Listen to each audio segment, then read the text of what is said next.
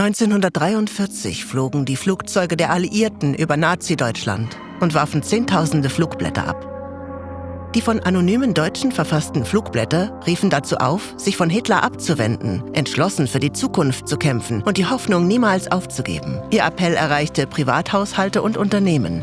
Und ihre Botschaften gelangten sogar in Konzentrationslager und Gefängnisse. Erst nach Kriegsende kamen die Identität der Autoren, ihre Geschichte und ihr tragisches Schicksal ans Licht. Als Hitler 10 Jahre zuvor die Macht ergriff, waren Hans und Sophie Scholl Jugendliche in der Stadt Forchtenberg. Zu dieser Zeit kontrollierten die Nazis durch Angst, Propaganda und Überwachung alle Aspekte des Lebens von Familie Scholl und Millionen anderer Deutscher. Die Regierung nahm bewusst Jugendliche ins Visier und regulierte durch Institutionen deren Verhalten und Gedanken. Als Junge war Hans Mitglied der Hitlerjugend und Sophie trat dem Bund Deutscher Mädel bei. Hans stieg in den Rängen auf und beaufsichtigte Training und Indoktrinierung anderer Jugendlicher. 1936 wurde er auserwählt, bei einer nationalen Kundgebung die Fahne zu tragen. Aber als er die eifernde nationalsozialistische Rhetorik erlebte, begann er zum ersten Mal zu zweifeln. Währenddessen zweifelte auch Sophie immer mehr an den Informationen, mit denen sie gefüttert wurde. Ihre Eltern, Robert und Magdalena, die Angst hatten, ihre Kinder an die Nazi-Ideologie zu verlieren, bestärkten diese Zweifel. Zu Hause hörten Robert und Magdalena ausländische Radiosender, die das Regime erst missbilligte und später sogar verbot.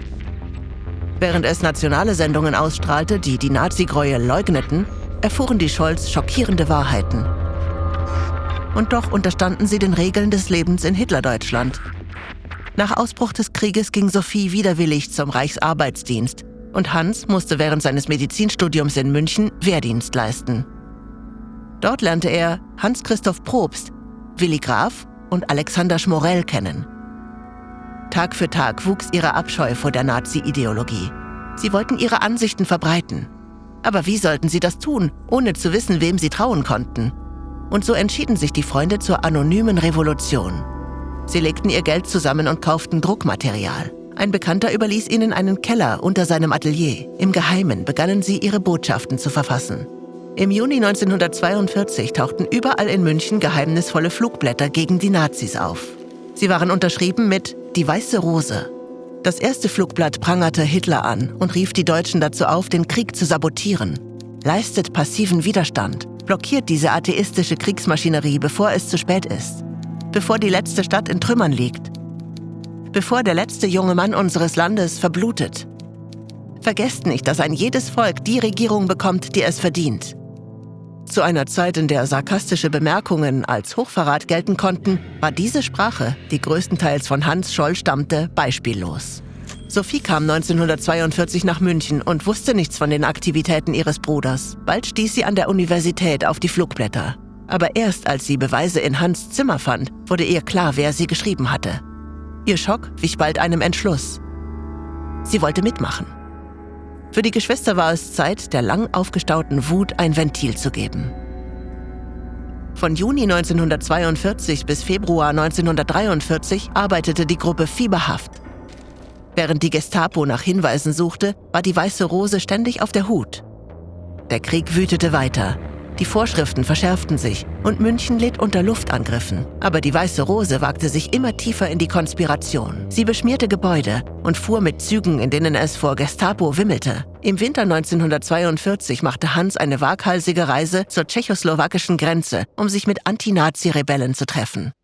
Am 18. Februar 1943 brachten Hans und Sophie einen Koffer Flugblätter in ihre Universität. Ein Hausmeister bemerkte, was sie taten, und zeigte sie bei der Gestapo an. Beide bestritten ruhig jede Beteiligung, bis die Polizei alle Flugblätter eingesammelt und zurück in den Koffer gelegt hatte. Sie passten perfekt hinein. Als Hans und Sophie gestanden, wurden sie sofort vor Gericht gestellt und zum Tod durch das Fallbeil verurteilt. Trotz eines grausamen Verhörs verrieten sie ihre Mitstreiter nicht. Vor ihrer Hinrichtung bekundete Sophie ihre Wut über den Zustand ihres Landes. Aber sie sprach auch über eine hoffnungsvollere Zukunft.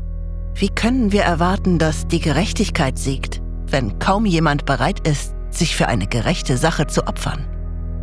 So ein herrlicher sonniger Tag und ich muss gehen. Aber was ist schon mein Tod, wenn durch uns tausende Menschen wachgerüttelt und zum Handeln gebracht werden. Wenn du gerne etwas über Geschichte lernst, abonniere unseren Kanal. Jede Woche veröffentlichen wir Animationen über alles Mögliche.